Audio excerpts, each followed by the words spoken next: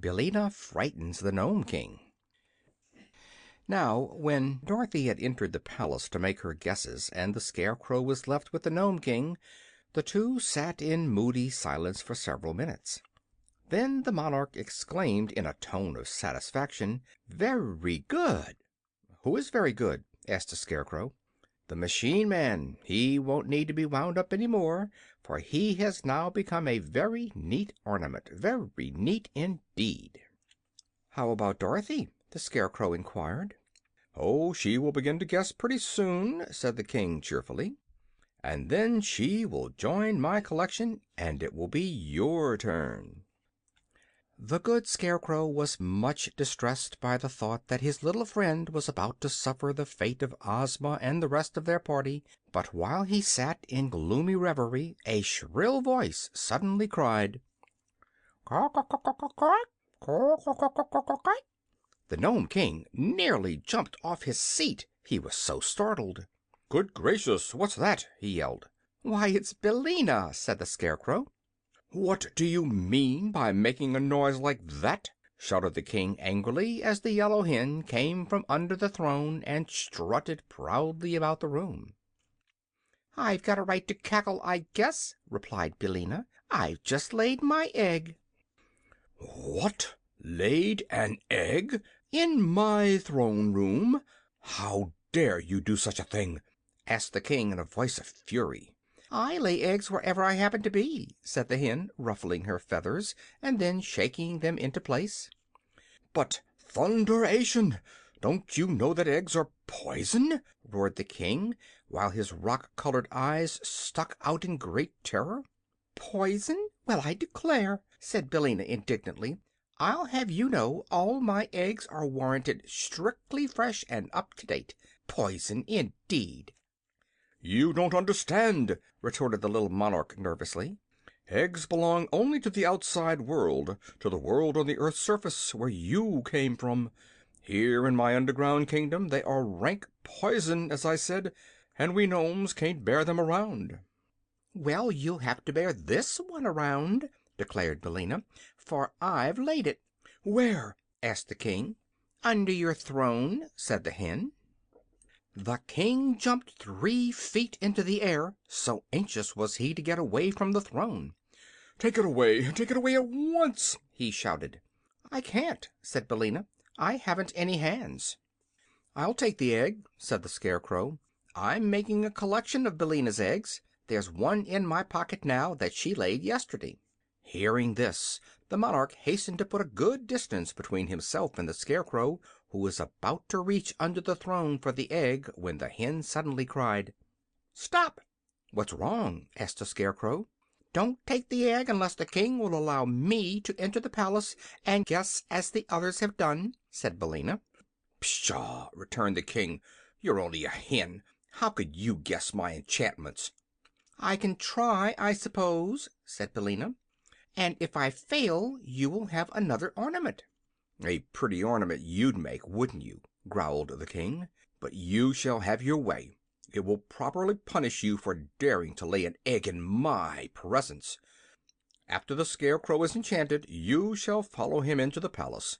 But how will you touch the objects?" "With my claws," said the hen, "and I can speak the word Ev as plainly as anyone.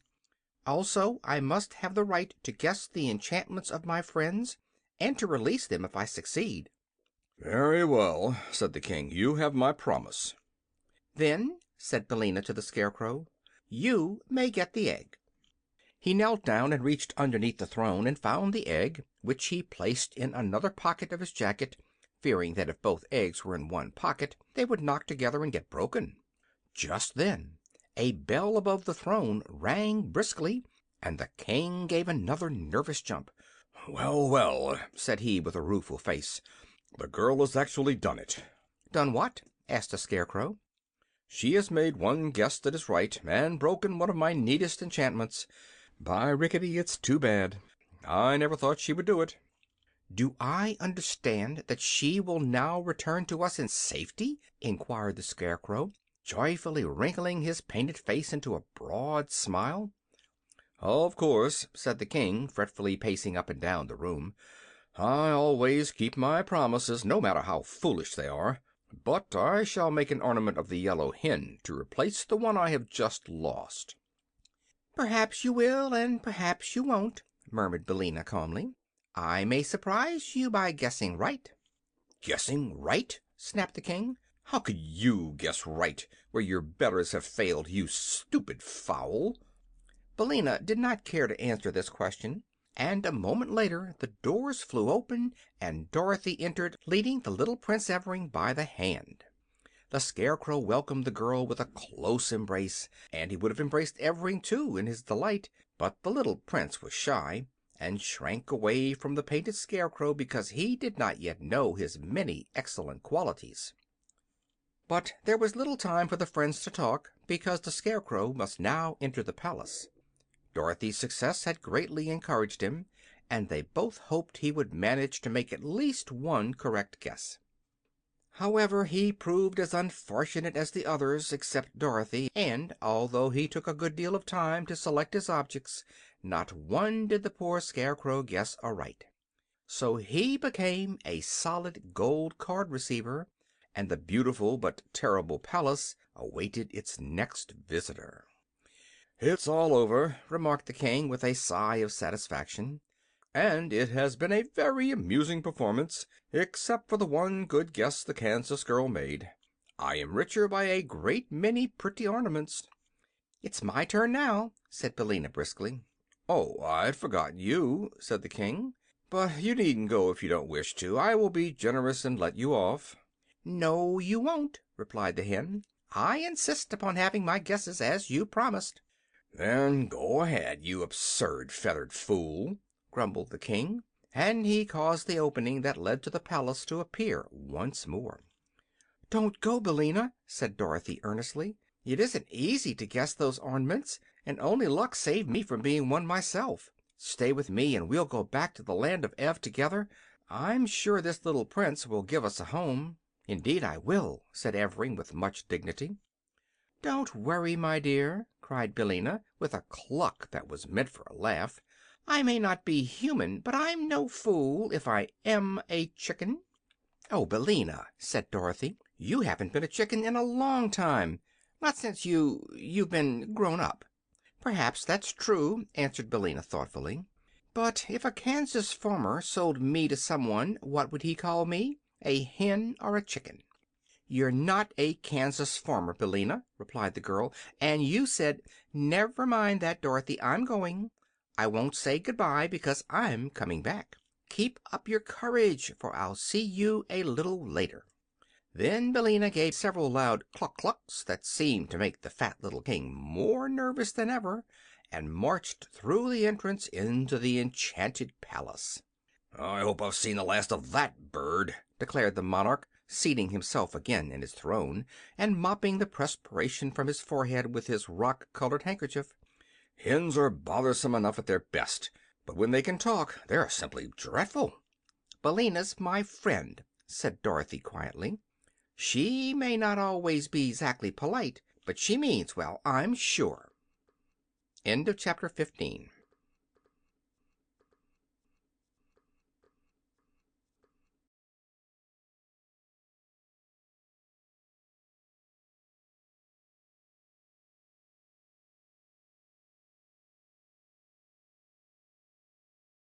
Recording by Phil Chenevert.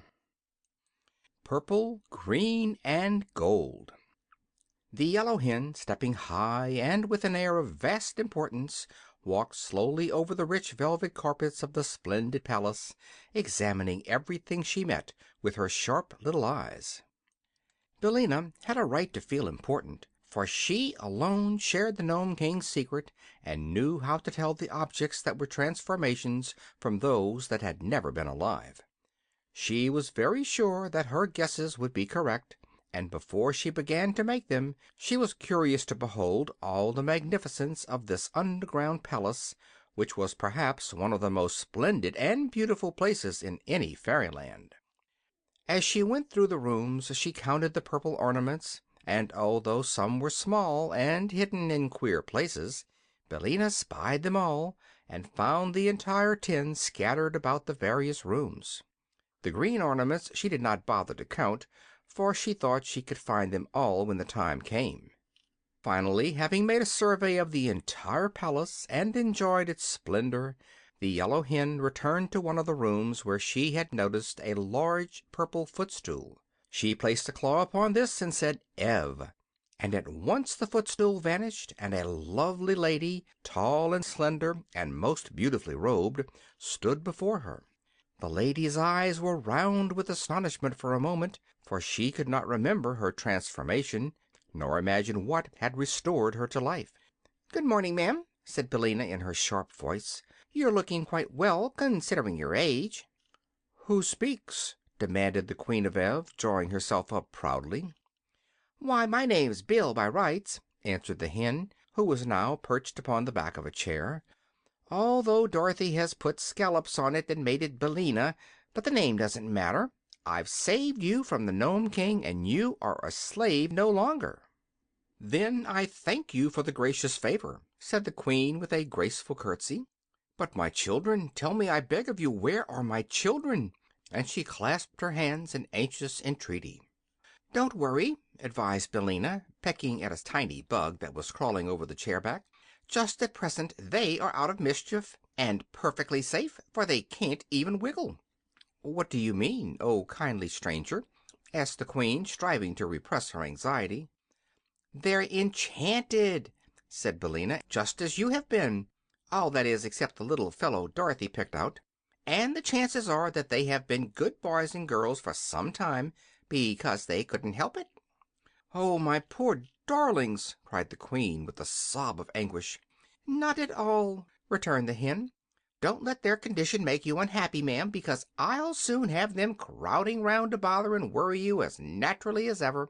Come with me, if you please, and I'll show you how pretty they look."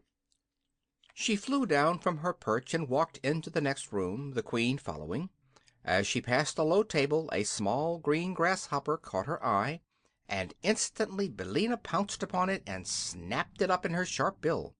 For grasshoppers are a favorite food with hens, and they usually must be caught quickly before they can hop away. It might easily have been the end of Ozma of Oz had she been a real grasshopper instead of an emerald one.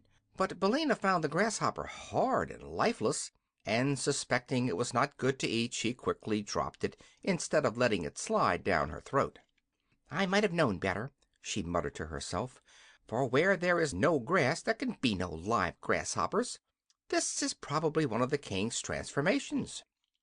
A moment later she approached one of the purple ornaments, and while the Queen watched her curiously, the hen broke the Nome King's enchantment, and a sweet-faced girl, whose golden hair fell in a cloud over her shoulders, stood beside them.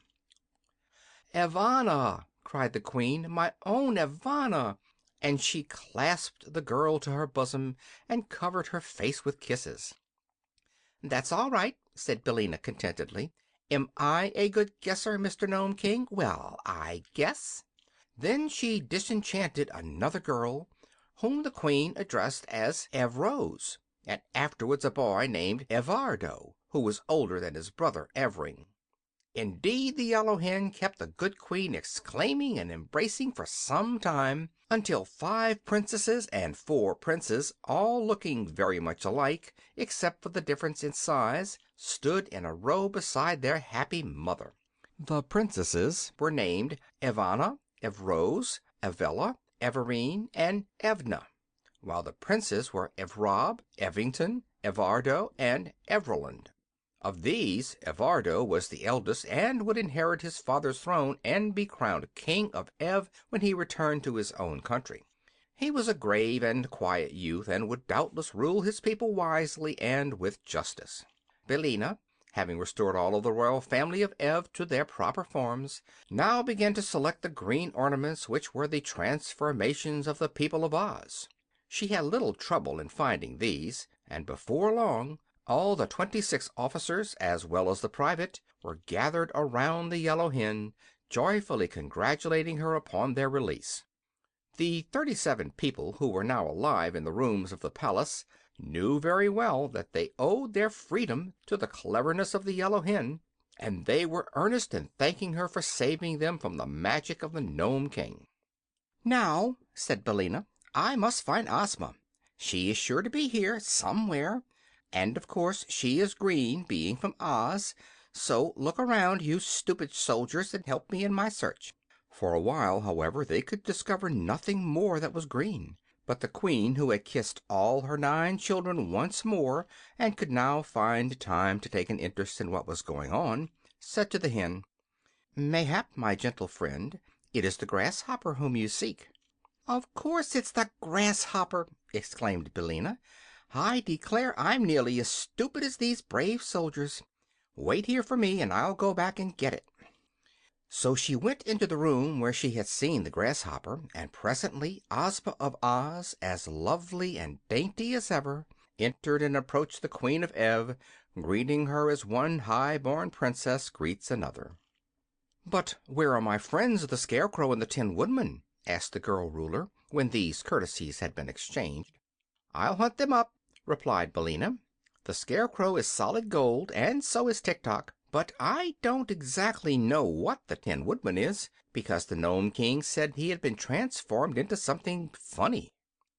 Ozma eagerly assisted the hen in her quest, and soon the Scarecrow and the machine man, being ornaments of shining gold, were discovered and restored to their accustomed forms. But search as they might, in no place could they find a funny ornament that might be the transformation of the Tin Woodman. "Only one thing can be done," said Ozma at last, "and that is to return to the Nome King and oblige him to tell us what has become of our friend." "Perhaps he won't," suggested Billina. "He must," returned Ozma firmly. "The King has not treated us honestly, for under the mask of fairness and good nature he entrapped us all, and we would have been forever enchanted had not our wise and clever friend, the Yellow Hen, found a way to save us." "The King is a villain," declared the Scarecrow. "His laugh is worse than another man's frown," said the private with a shudder.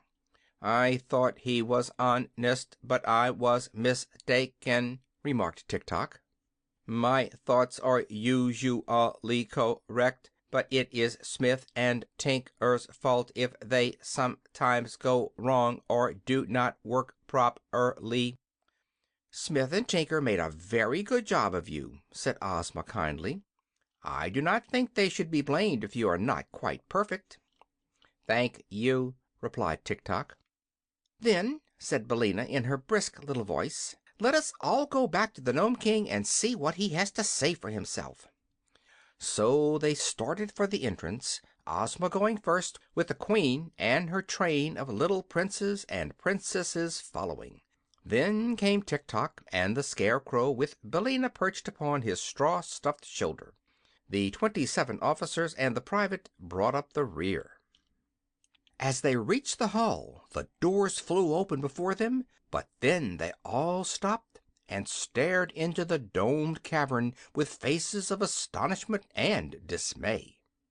For the room was filled with the mail-clad warriors of the Nome King, rank after rank, standing in orderly array. The electric lights upon their brows gleamed brightly. Their battle axes were poised as if to strike down their foes, yet they remained motionless as statues, awaiting the word of command. And in the center of this terrible army sat the little King upon his throne of rock. But he neither smiled nor laughed. Instead, his face was distorted with rage and most terrible to behold. End of chapter 16.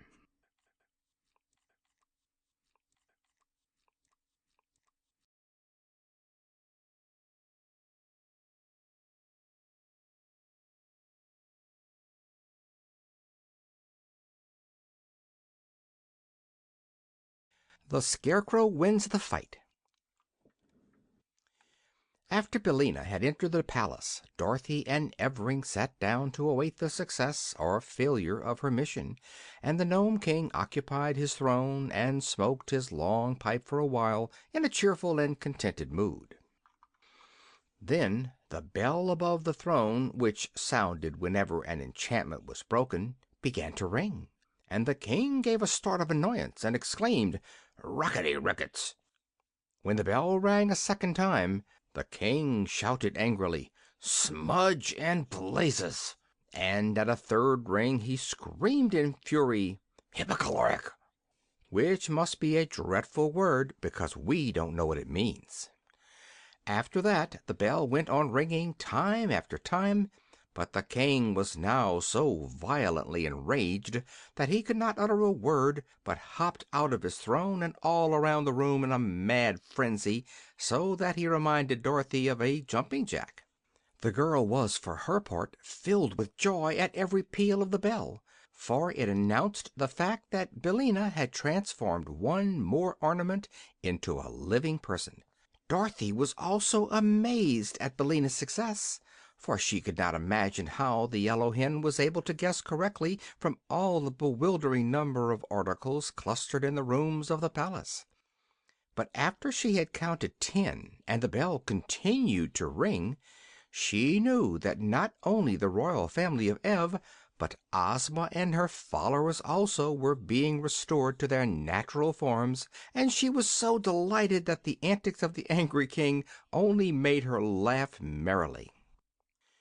Perhaps the little monarch could not be more furious than he was before, but the girl's laughter nearly drove him frantic, and he roared at her like a savage beast.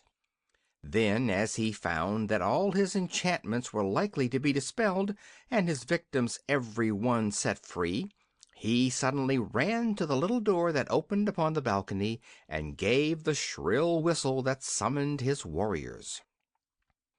At once the army filed out of the gold and silver doors in great numbers, and marched up a winding stairs and into the throne room, led by a stern-featured Nome who was their captain. When they had nearly filled the throne room, they formed ranks in the big underground cavern below, and then stood still until they were told what to do next. Dorothy had pressed back to one side of the cavern when the warriors entered, and now she stood holding little Prince Evering's hand, while the great Lion crouched upon one side and the enormous Tiger crouched on the other side. "Seize that girl!" shouted the king to his captain, and a group of warriors sprang forward to obey. But both the Lion and the Tiger snarled so fiercely and bared their strong, sharp teeth so threateningly that the men drew back in alarm. "Don't mind them!" cried the Nome King. "They cannot leap beyond the places where they now stand." "But they can bite those who attempt to touch the girl," said the captain. "I'll fix that," answered the king. "I'll enchant them again so that they can't open their jaws." He stepped out of the throne to do this, but just then the Sawhorse ran up behind him and gave the fat monarch a powerful kick with both his wooden hind legs. "Oh, murder! Treason!" yelled the king, who had been hurled against several of his warriors and was considerably bruised. "Who did that?" "I did," growled the Sawhorse viciously. "You let Dorothy alone, or I'll kick you again." "We'll see about that," replied the king, and at once he waved his hand toward the Sawhorse and muttered a magical word. "Aha!" he continued. "Now let us see you move, you wooden mule." But in spite of the magic, the Sawhorse moved, and he moved so quickly toward the king that the fat little man could not get out of his way. Thump! Bang! came the wooden heels, right against his round body, and the king flew into the air and fell upon the head of his captain, who let him drop flat upon the ground. "Well, well," said the king, sitting up and looking surprised. "Why didn't my magic belt work, I wonder?" "The creature is made of wood," replied the captain. "Your magic will not work on wood, you know." "Ah, I'd forgotten that," said the king, getting up and limping to his throne. "Very well, let the girl alone. She can't escape us anyway." The warriors, who had been rather confused by these incidents, now formed their ranks again, and the Sawhorse pranced across the room to Dorothy and took a position beside the Hungry Tiger. At that moment the doors that led to the palace flew open, and the people of Ev and the people of Oz were disclosed to view. They paused, astonished at the sight of the warriors and the angry Nome King seated in their midst. "Surrender!" cried the King in a loud voice. "You are my prisoners." "Go long," answered Billina from the Scarecrow's shoulder. "You promised me that if I guessed correctly my friends and I might depart in safety, and you always keep your promises."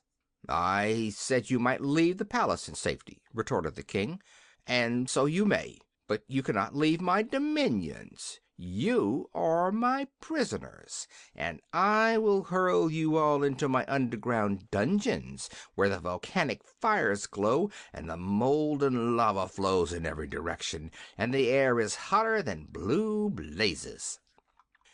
"That will be the end of me, all right," said the Scarecrow sorrowfully. "One small blaze, blue or green, is enough to reduce me to an ash heap." "Do you surrender?" demanded the King. Billina whispered something in the Scarecrow's ear that made him smile and put his hands in his jacket pockets.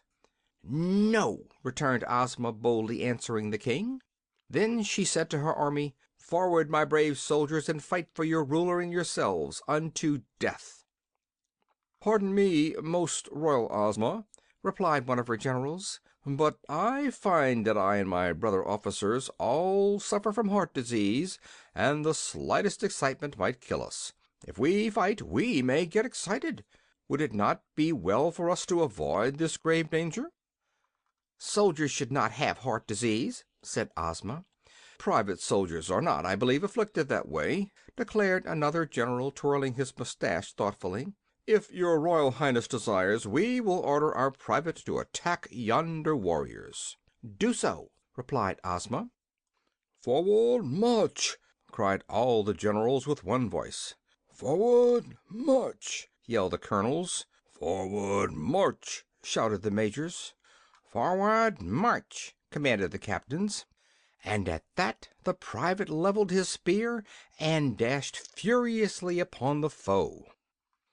The captain of the Nomes was so surprised by this sudden onslaught that he forgot to command his warriors to fight, so that the 10 men in the first row, who stood in front of the private's spear, fell over like so many toy soldiers.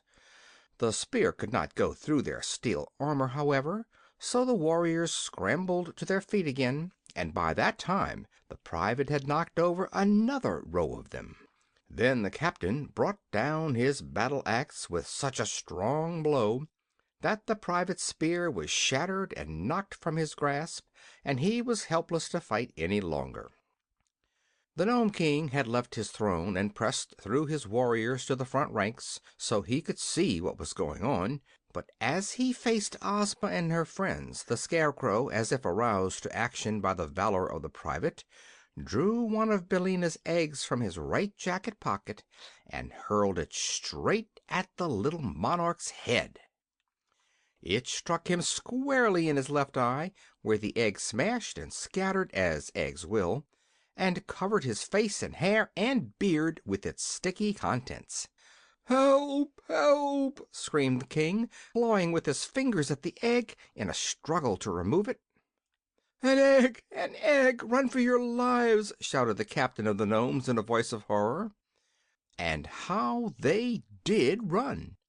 The warriors fairly tumbled over one another in their efforts to escape the fatal poison of that awful egg, and those who could not rush down the winding stair fell off the balcony into the great cavern beneath, knocking over those who stood below them. Even while the King was still yelling for help, his throne room became emptied of every one of his warriors, and before the monarch had managed to clear the egg away from his left eye, the Scarecrow threw the second egg against his right eye, where it smashed and blinded him entirely. The King was unable to flee because he could not see which way to run, so he stood still and howled and shouted and screamed in abject fear. While this was going on, Billina flew over to Dorothy, and perching herself upon the lion's back, the hen whispered eagerly to the girl, "Get his belt! get the Nome King's jeweled belt. It unbuckles in the back. Quick, Dorothy, quick!" End of chapter 17.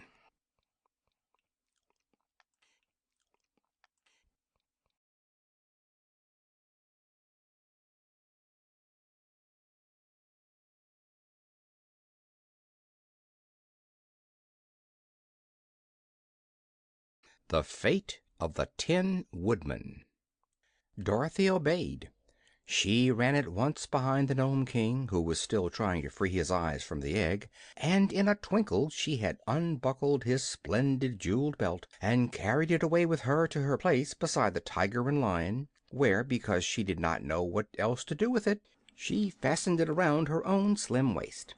Just then the chief steward rushed in with a sponge and a bowl of water, and began mopping away the broken eggs from his master's face.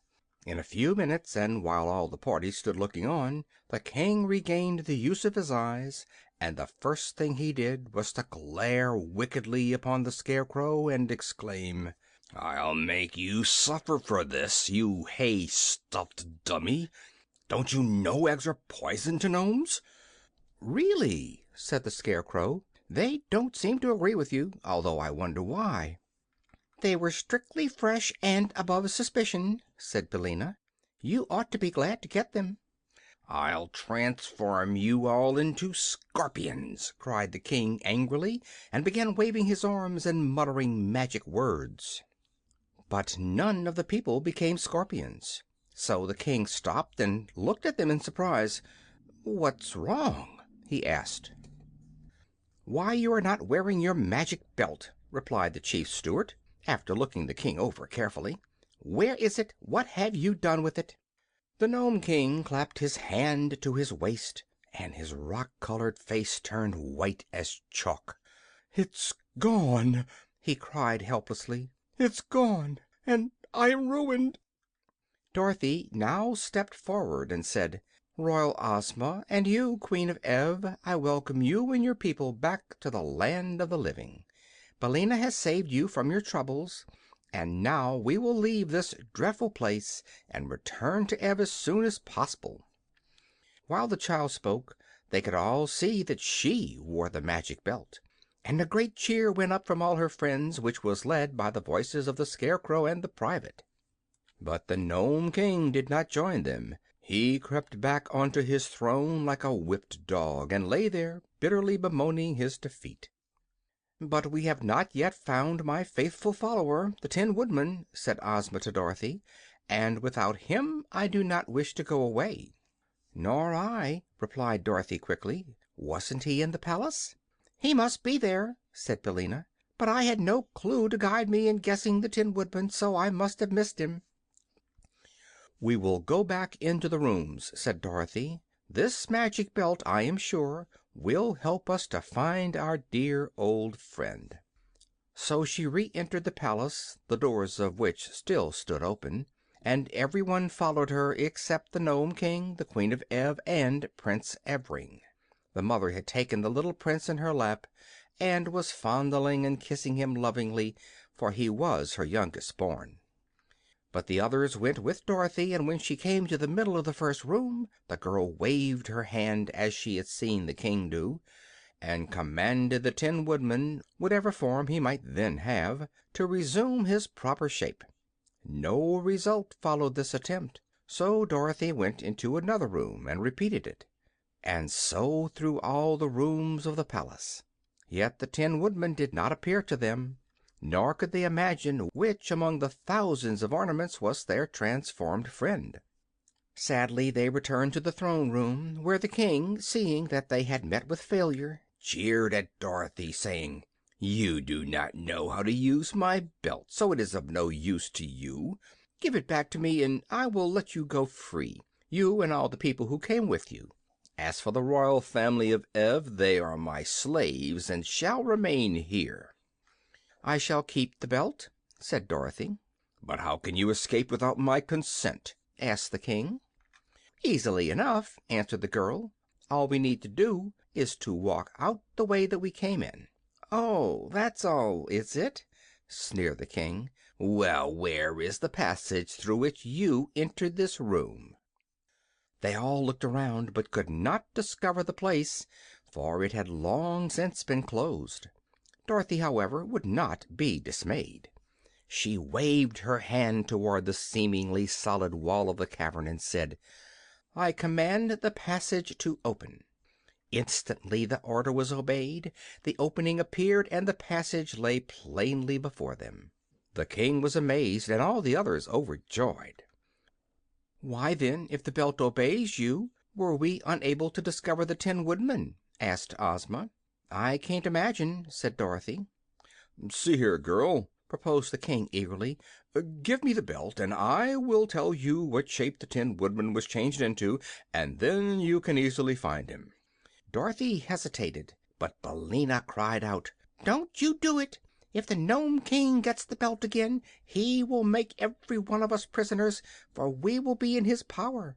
Only by keeping the belt, Dorothy, will you ever be able to leave this place in safety." "I think that is true," said the Scarecrow, "but I have another idea, due to my excellent brains. Let Dorothy transform the King into a goose egg, unless he agrees to go into the palace and bring out to us the ornament which is our friend Nick Chopper, the Tin Woodman." "A goose egg!" echoed the horrified King. "How dreadful!" "Well, a goose egg you will be, unless you go and fetch us the ornament we want," declared Billina, with a joyful chuckle. "You can see for yourself that Dorothy is able to use the magic belt all right," added the Scarecrow. The Nome King thought it over and finally consented, for he did not want to be a goose egg. So he went into the palace to get the ornament, which was the transformation of the Tin Woodman, and they all awaited his return with considerable impatience, for they were anxious to leave this underground cavern and see the sunshine once more. But when the Nome King came back, he brought nothing with him except a puzzled and anxious expression upon his face. "He's gone," he said. "The Tin Woodman is nowhere in the palace." "Are you sure?" asked Ozma sternly. "I'm very sure," answered the King tremblingly, "for I know just what I transformed him into, and exactly where he stood. But he is not there. And please don't change me into a goose egg, because I've done the best I could." They were all silent for a time, and then Dorothy said, "There is no use punishing the Nome King any more, and I'm 'fraid we'll have to go away without our friend." "If he is not here, we cannot rescue him," agreed the Scarecrow, sadly. "Poor Nick! I wonder what has become of him." "And he owed me 6 weeks' back pay," said one of the generals, wiping the tears from his eyes with his gold-laced coat sleeve. Very sorrowfully they determined to return to the upper world without their former companion, and so Ozma gave the order to begin the march through the passage. The army went first, and then the royal family of Ev, and afterward came Dorothy, Ozma, Billina, the Scarecrow, and Tik-Tok. They left the Nome King scowling at them from his throne, and had no thought of danger until Ozma chanced to look back and saw a large number of the warriors following them in full chase, with their swords and spears and axes raised to strike down the fugitives as soon as they drew near enough. Evidently the Nome King had made this last attempt to prevent their escaping him, but it did no good, for when Dorothy saw the danger they were in she stopped and waved her hand and whispered a command to the magic belt. Instantly the foremost warriors became eggs, which rolled upon the floor of the cavern in such numbers that those behind could not advance without stepping upon them.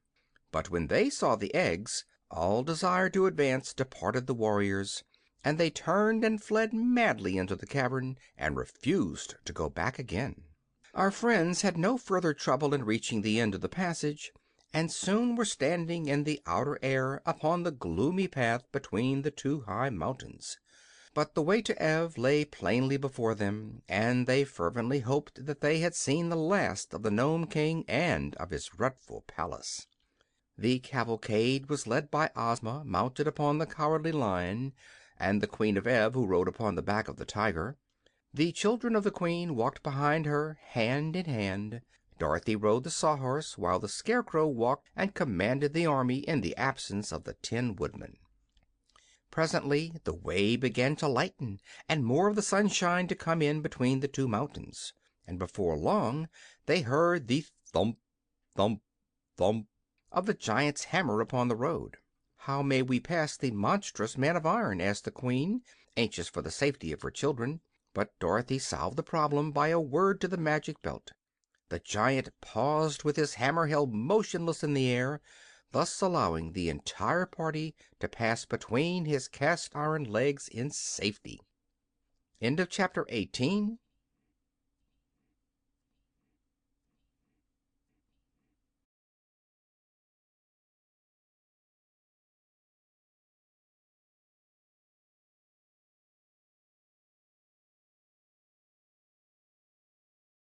Recording by Phil Chenevert.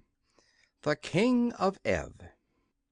If there were any shifting, rock-colored gnomes on the mountainside now, they were silent and respectful, for our adventurers were not annoyed, as before, by their impudent laughter. Really, the gnomes had nothing to laugh at since the defeat of their king. On the other side they found Ozma's golden chariot, standing as they had left it. Soon the Lion and the Tiger were harnessed to the beautiful chariot, in which was enough room for Ozma and the Queen and 6 of the royal children. Little Evring preferred to ride with Dorothy upon the Sawhorse, which had a long back. The Prince had recovered from his shyness and had become very fond of the girl who had rescued him, so they were fast friends and chatted pleasantly together as they rode along. Billina was also perched upon the head of the wooden steed, which seemed not to mind the added weight in the least, and the boy was full of wonder that a hen could talk and say such sensible things. When they came to the gulf, Ozma's magic carpet carried them all over it in safety, and now they began to pass the trees in which birds were singing, and the breeze that was wafted to them from the farms of Ev was spicy with flowers and new-mown hay, and the sunshine fell full upon them to warm them and drive away from their bodies the chill and dampness of the underground kingdom of the Nomes. "I would be quite content," said the Scarecrow to Tik-Tok, "were only the Tin Woodman with us. But it breaks my heart to leave him behind." "He was a fine fellow," replied Tik-Tok, "although his material was not very durable." "Oh, tin is an excellent material," the Scarecrow hastened to say, "and if anything ever happened to poor Nick Chopper he was always easily soldered. Besides, he did not have to be wound up, and was not liable to get out of order." "I sometimes wish," said Tik-Tok, "that I was stuffed with straw as you are. It is hard to be made of copper." "I have no reason to complain of my lot," replied the Scarecrow. "A little fresh straw now and then makes me as good as new. But I can never be the polished gentleman that my poor departed friend the Tin Woodman was." You may be sure the royal children of Ev and their Queen Mother were delighted at seeing again their beloved country, and when the towers of the palace of Ev came into view they could not forbear cheering at the sight. Little Evring, riding in front of Dorothy, was so overjoyed that he took a curious tin whistle from his pocket and blew a shrill blast that made the Sawhorse leap and prance in sudden alarm. "What was that?" asked Billina, who had been obliged to flutter her wings in order to keep her seat upon the head of the frightened Sawhorse.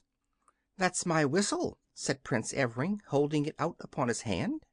It was in the shape of a little fat pig, made of tin and painted green. The whistle was in the tail of the pig. "Where did you get it?" asked the Yellow Hen, closely examining the toy with her bright eyes. "Why, I picked it up in the Nome King's palace while Dorothy was making her guesses, and I put it in my pocket," answered the little Prince. Billina laughed, or at least she made the peculiar cackle that served her for a laugh. "No wonder I couldn't find the Tin Woodman," she said, "and no wonder the magic belt didn't make him appear, or the King couldn't find him either."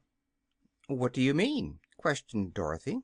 "Why, the Prince had him in his pocket!" cried Billina, cackling again. "I did not!" protested little Evring. "I only took the whistle." "Well, then, watch me," returned the hen, and reaching out a claw she touched the whistle and said "Ev." Swish! "Good afternoon," said the Tin Woodman, taking off his funnel cap and bowing to Dorothy and the Prince. "I think I must have been asleep for the first time since I was made of tin, for I do not remember our leaving the Nome King." "You have been enchanted," answered the girl, throwing an arm around her old friend and hugging him tight in her joy. "But it's all right now." "I want my whistle," said the little Prince, beginning to cry. "Hush!" cautioned Billina. "The whistle is lost, but you may have another when you get home." The Scarecrow had fairly thrown himself upon the bosom of his old comrade, so surprised and delighted was he to see him again, and Tik-Tok squeezed the Tin Woodman's hand so earnestly that he dented some of his fingers. Then they had to make way for Ozma to welcome the Tin Man, and the army caught sight of him and set up a cheer, and everybody was delighted and happy. For the Tin Woodman was a great favorite with all who knew him, and his sudden recovery after they had thought he was lost to them forever was indeed a pleasant surprise. Before long the cavalcade arrived at the royal palace, where a great crowd of people had gathered to welcome their queen and her 10 children. There was much shouting and cheering, and the people threw flowers in their path, and every face wore a happy smile. They found the Princess Langwidere in her mirrored chamber, where she was admiring one of her handsomest heads, one with rich chestnut hair, dreamy walnut eyes, and a shapely hickory nut nose. She was very glad to be relieved of her duties to the people of Ev, and the Queen graciously permitted her to retain her rooms and her cabinet of heads as long as she lived. Then the Queen took her eldest son out upon a balcony that overlooked the crowd of subjects gathered below, and said to them: "Here is your future ruler, King Avardo 15th. He is 15 years of age, has 15 silver buckles on his jacket, and is the 15th Avardo to rule the land of Ev." The people shouted their approval 15 times, and even the Wheelers, some of whom were present, loudly promised to obey the new king. So the Queen placed a big crown of gold set with rubies upon Avardo's head, and threw an ermine robe over his shoulders, and proclaimed him king, and he bowed gratefully to all his subjects, and then went away to see if he could find any cake in the royal pantry. Ozma of Oz and her people, as well as Dorothy, Tik-Tok, and Billina, were splendidly entertained by the Queen Mother, who owed all her happiness to their kind offices, and that evening the Yellow Hen was publicly presented with a beautiful necklace of pearls and sapphires as a token of esteem from the new king. End of chapter 19.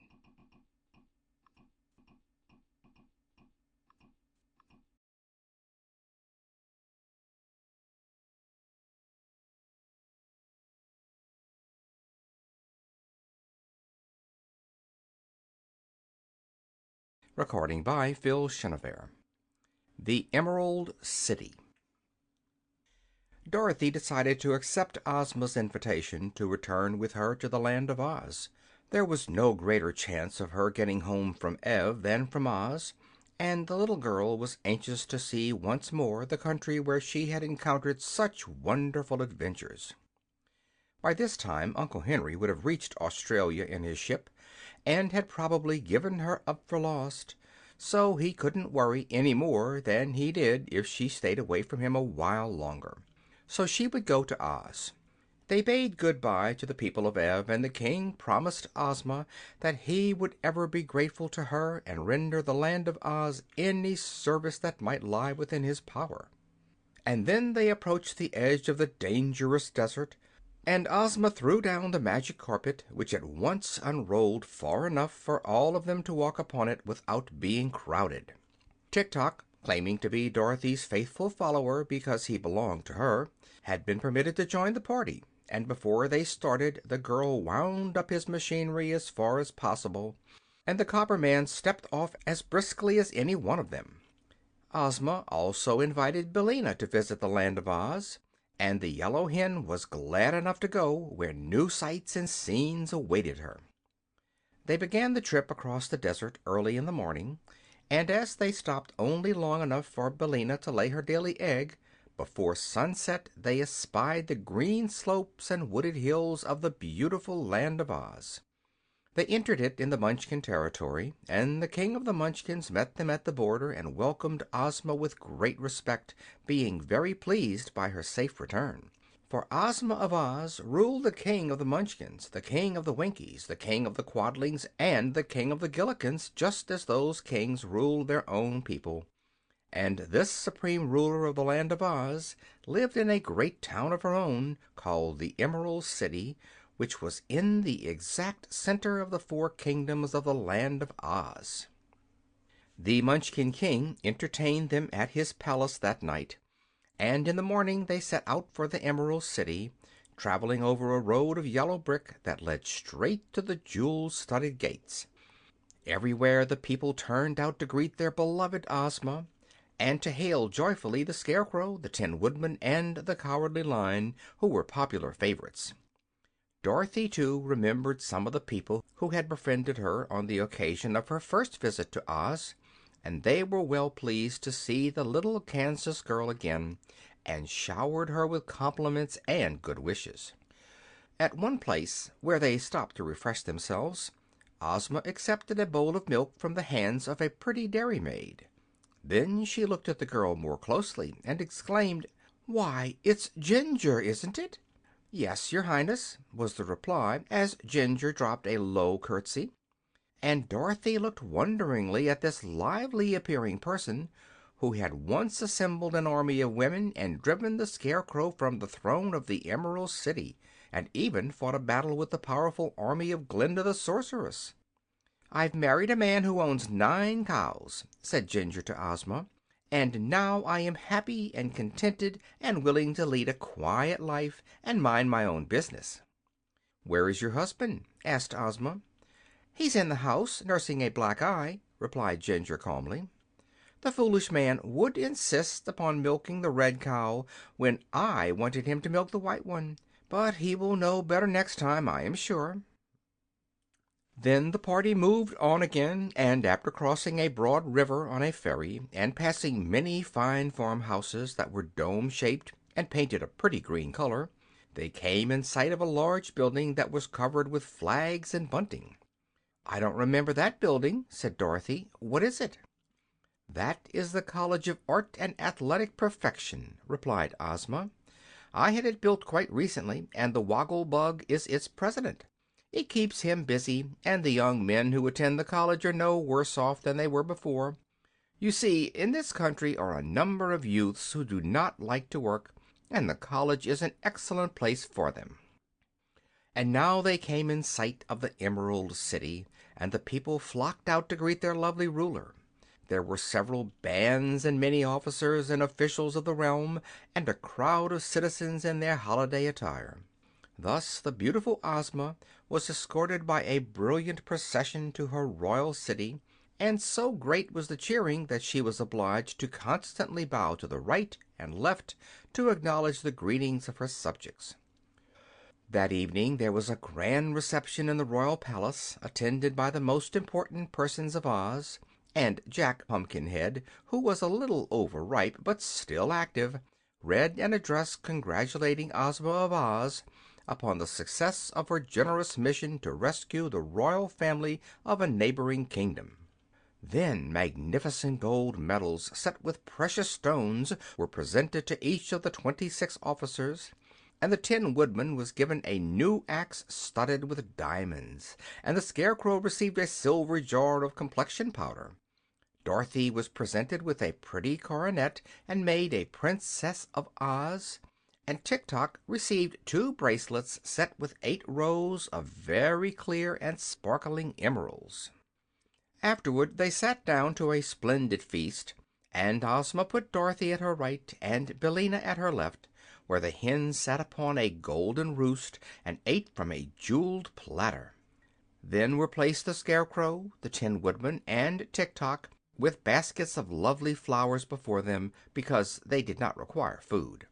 The 26 officers were at the lower end of the table, and the Lion and the Tiger also had seats, and were served on golden platters that held a half a bushel at one time. The wealthiest and most important citizens of the Emerald City were proud to wait upon these famous adventurers, and they were assisted by a sprightly little maid named Jellia Jam, whom the Scarecrow pinched upon her rosy cheeks and seemed to know very well.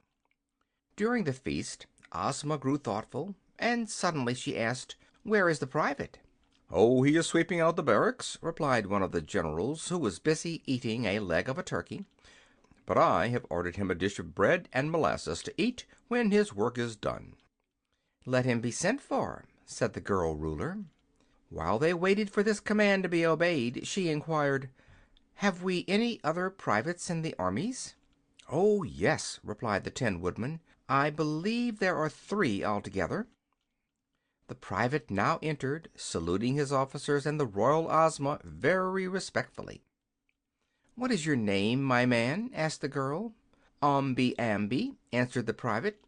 "Then, Omby Amby," said she, "I promote you to be Captain General of all the armies of my kingdom, and especially to be commander of my bodyguard at the royal palace." "It is very expensive to hold so many offices," said the private, hesitating. "I have no money with which to buy uniforms." "You shall be supplied from the royal treasury," said Ozma. Then the private was given a seat at the table, where the other officers welcomed him cordially, and the feasting and merriment were resumed. Suddenly Jellia Jam exclaimed, "There is nothing more to eat! The Hungry Tiger has consumed everything!" "But that is not the worst of it," declared the Tiger, mournfully. "Somewhere, or somehow, I've actually lost my appetite." End of Chapter 20.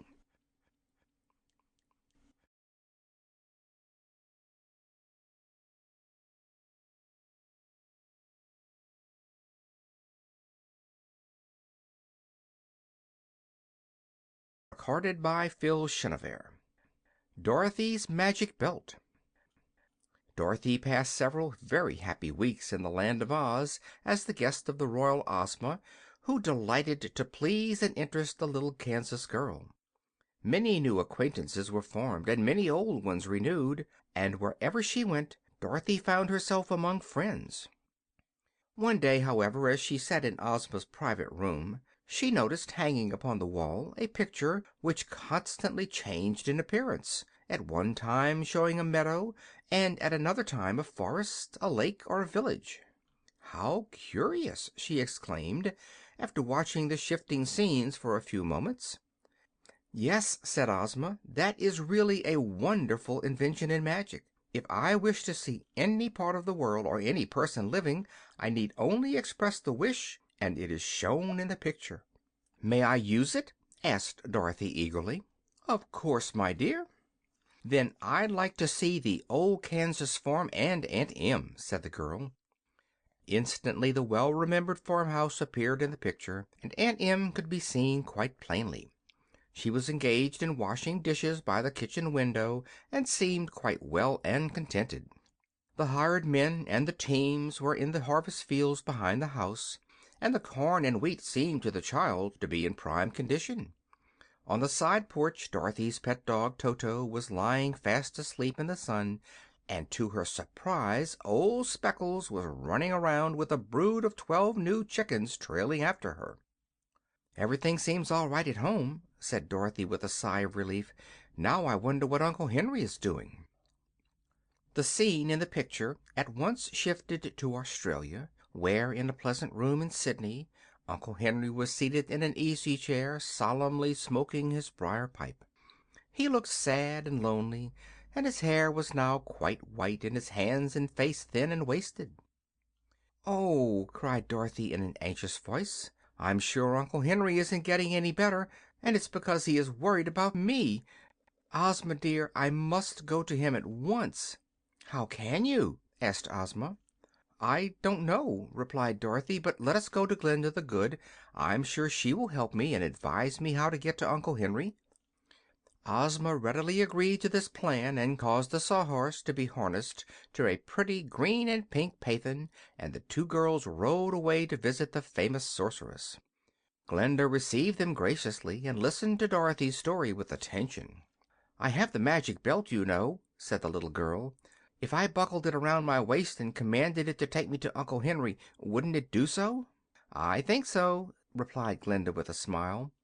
"And then," continued Dorothy, "if I ever wanted to come back here again the belt would bring me." "In that you are wrong," said the sorceress. "The belt has magical powers only while it is in some fairy country, such as the Land of Oz or the Land of Ev.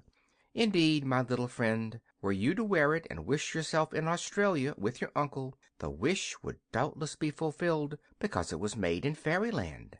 But you would not find the magic belt around you when you arrived at your destination." "What would become of it?" asked the girl. "It would be lost, as were your silver shoes when you visited Oz before, and no one would ever see it again.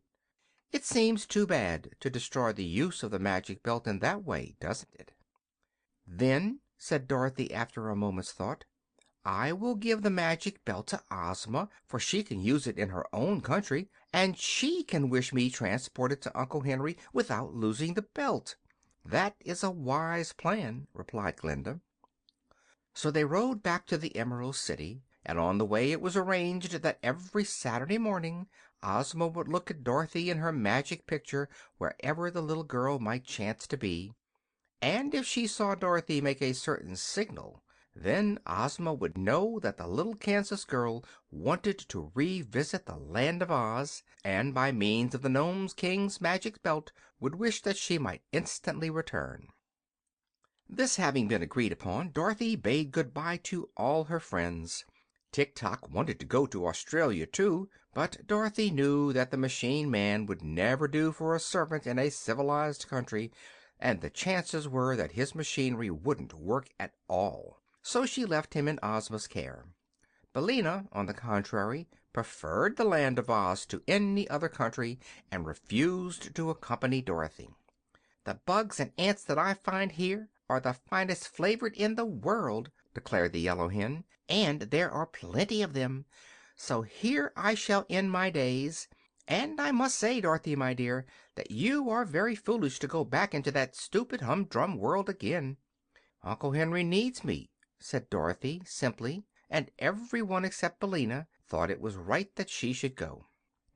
All Dorothy's friends of the Land of Oz, both old and new, gathered in a group in front of the palace to bid her a sorrowful good-bye, and to wish her long life and happiness. After much handshaking, Dorothy kissed Ozma once more, and then handed her the Nome King's magic belt, saying: "Now, dear Princess, when I wave my handkerchief, please wish me with Uncle Henry. I'm awfully sorry to leave you, and the Scarecrow, and the Tin Woodman, and the Cowardly Lion, and Tik-Tok, and everybody, but I do want my Uncle Henry. So good-bye, all of you." Then the little girl stood on one of the big emeralds which decorated the courtyard, and after looking once again at each of her friends, waved her handkerchief. "No," said Dorothy, "I wasn't drowned at all, and I've come to nurse you and take care of you, Uncle Henry, and you must promise to get well as soon as possible." Uncle Henry smiled and cuddled his little niece close in his lap. "I'm better already, my darling," said he. End of Chapter 21. End of Ozma of Oz by L. Frank Baum.